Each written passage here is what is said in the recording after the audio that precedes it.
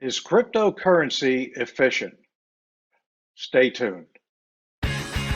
From Philadelphia, the home of the Liberty Bell, Financial Freedom Radio starts now. Here's your host, Raymond Jewell. One of the topics that we've been encountering, people are asking, is cryptocurrency efficient or not?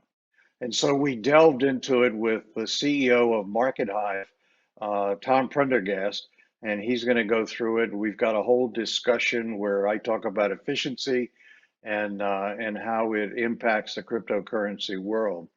So I want to thank you all for coming and downloading Financial Freedom Radio. Please pass it to your friends.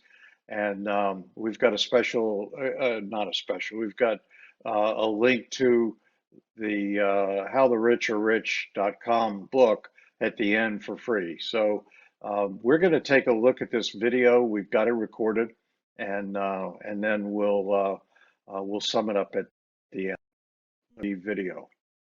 One of the things that bothers me about financial planning is they don't focus on efficiency, and they're not macro thinkers. So when you look at everything in a macro model, you're able to see where the flaws are. So I'm skilled to do that. And a good example is if I took you up on top of the Empire State Building and I spun you around and handed you a map of the East River and said, find the East River, you could look at the map, you could point to it because you've got a fisheye view of Manhattan. And you could do that in any city around the world.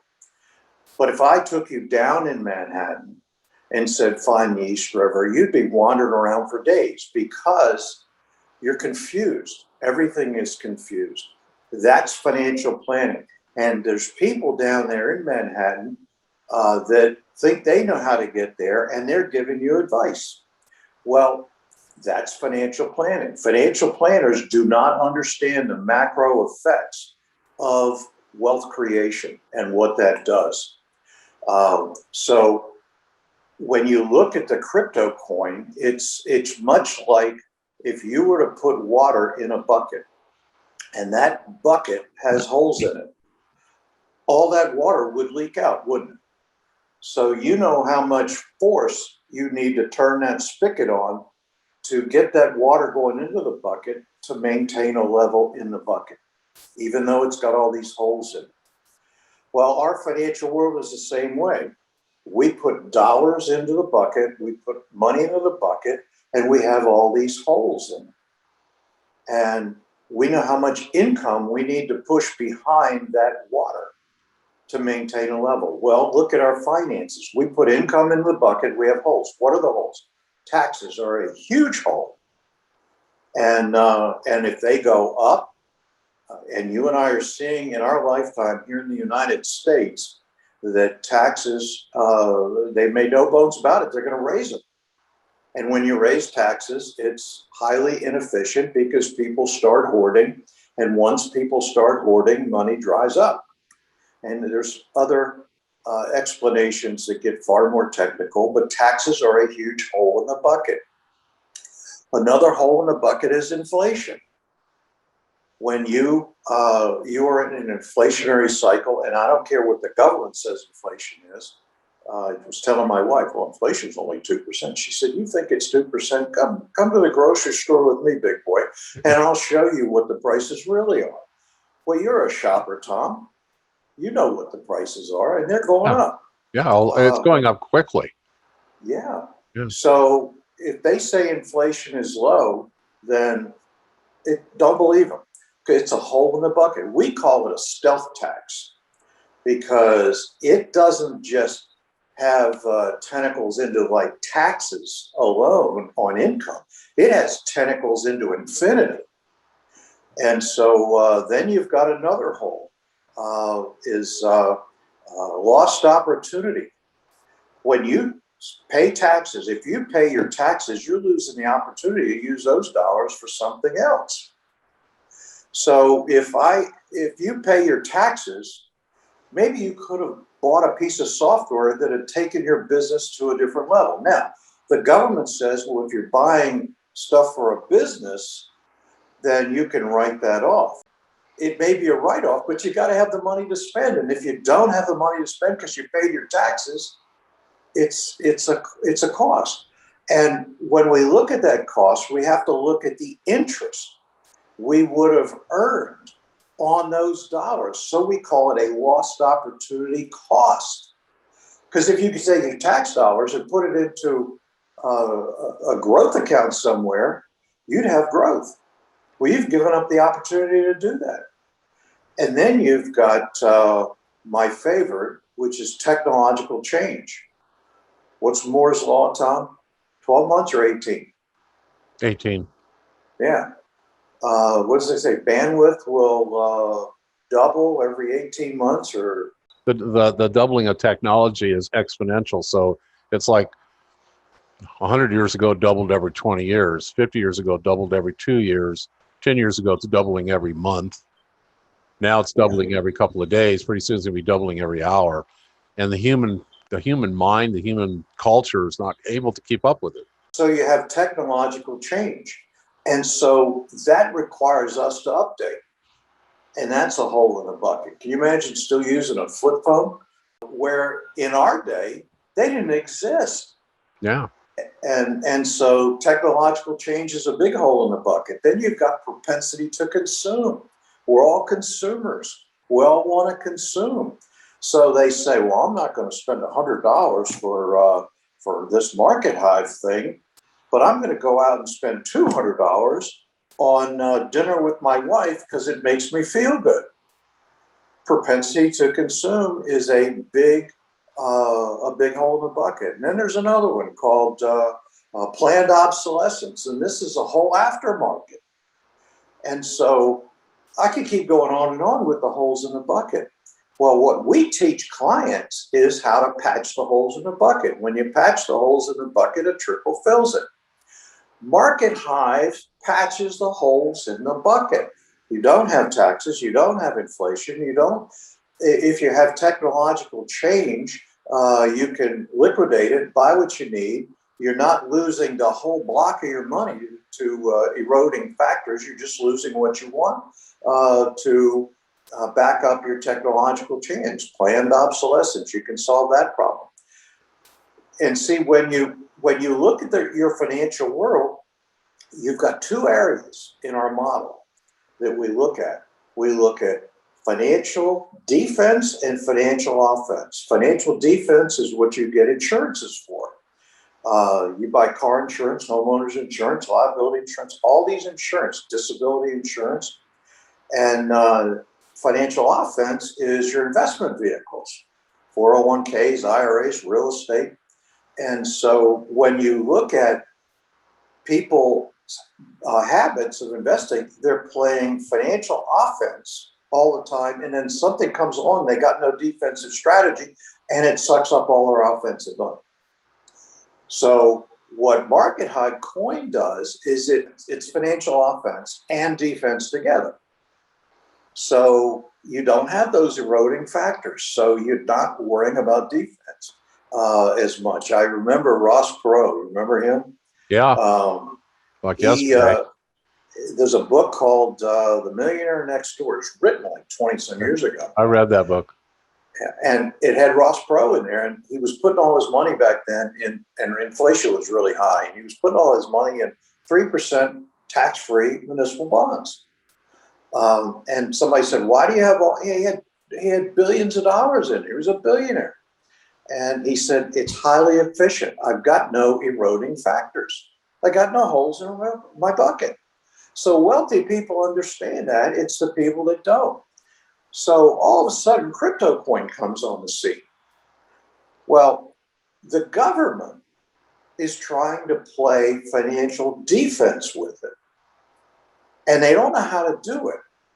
When they really need to look at the eroding factors, and when they find out that there's no eroding factors on it, they're only looking at a couple, maybe taxes, maybe inflation. But when they look at all the eroding factors, they may figure out how to fix it, but it might not be possible because the blockchain keeps that from happening. So it is so much in financial offense than defense. And why people don't invest their money in it is beyond me. I mean, it is an amazing product. They know it is. They're trying to get control of it. And when they think they can get control, because they're very micro thinkers, Yeah. they're down there in Manhattan, wandering around, trying to understand how to get to the East River. And so they're very micro thinkers. And when they find one way, they try to put a roadblock up, and then people go around it.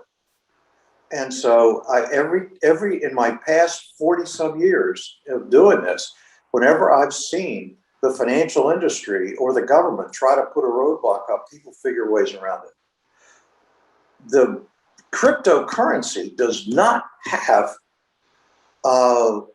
you've got no roadblocks. I don't care where you fly over everything.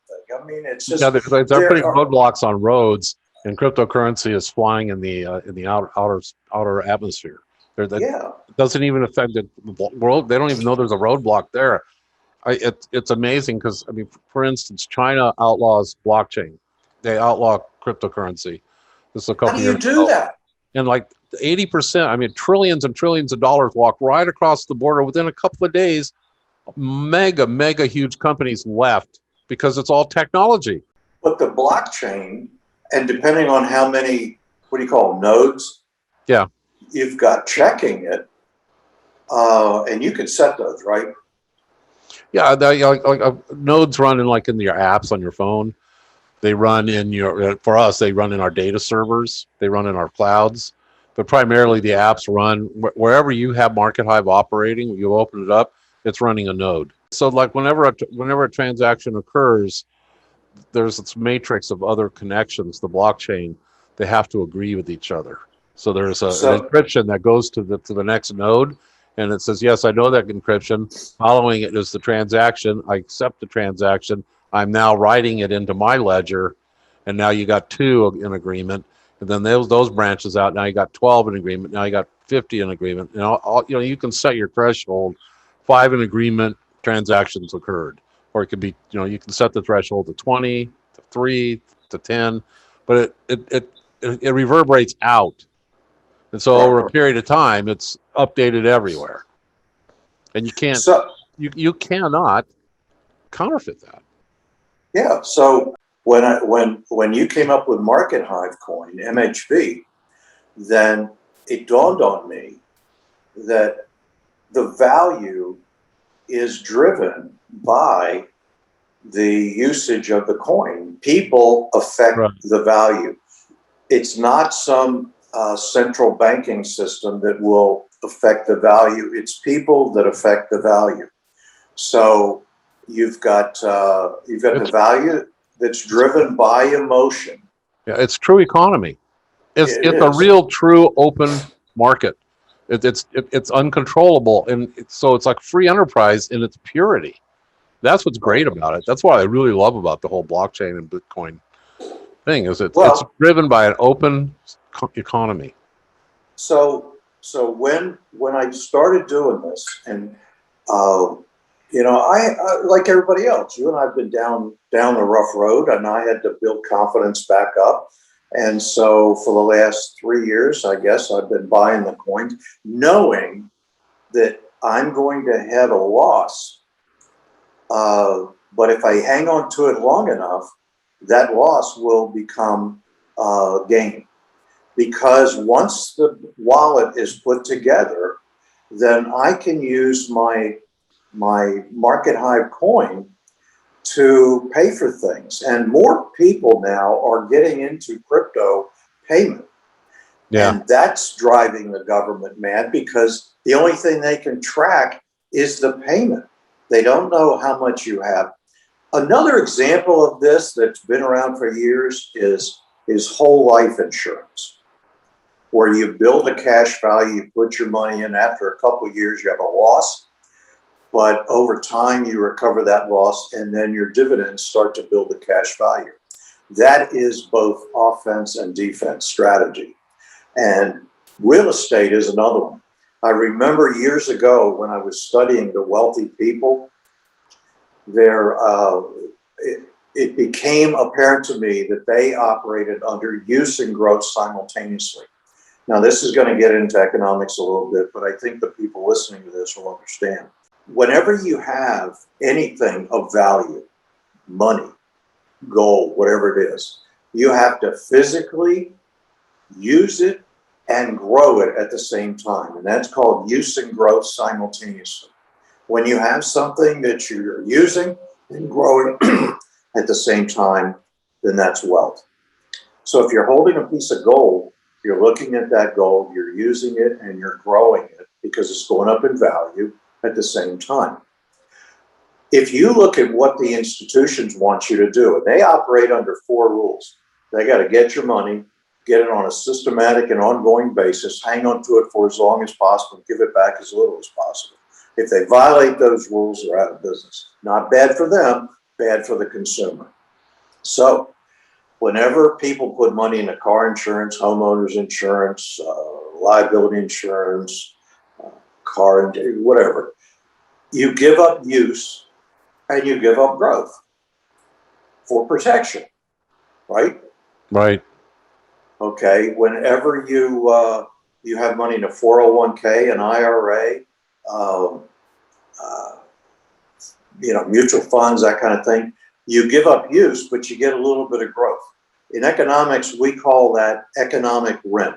What's the cheapest I can pay you to keep you happy while I'm using your stuff? So when you ask the question, do the financial institutions get use of your money? Absolutely. Do they get growth? Yes. Do they get use and growth simultaneously? Yes, they do. So if getting use and growth simultaneously is good for them, why don't they teach us how to do it? If they taught us how to do it, we would be wealthy, and so would they, but they don't like to share. And so most financial planners are out operating under those 4 rules. And so when we look at what we have, we've got a little bit of it ourselves. If you have real estate, you get use. You're redoing a house. You get use, right? You get growth, and you get use and growth simultaneously. Have you ever toured the mansion of a wealthy person? What's it loaded with? Art, antiques, gold, silver. They understand that. So if they need money, all they got to do is go take a piece of art off the wall and go sell it. Well, John Q. Public can't do that because they don't understand it. They haven't been educated for that. So they go out and they buy real estate and live in it, and that becomes the most powerful asset they have, and the banks don't know that, and they try to get the money. Crypto coin satisfies use and growth simultaneously. So does whole life insurance, but people don't understand that because it's gotten a bad rap. But when you put your money into crypto coin, you get use. I look at my dashboard, I see that growing, and once the wallet's in place, I'll be able to use it if I want to use it. But while it's sitting in the cryptocurrency realm, it's growing. When people convert things to cash, they stop the growth, and all the holes in the bucket start sucking money out of interest rates, taxes, and all that thing.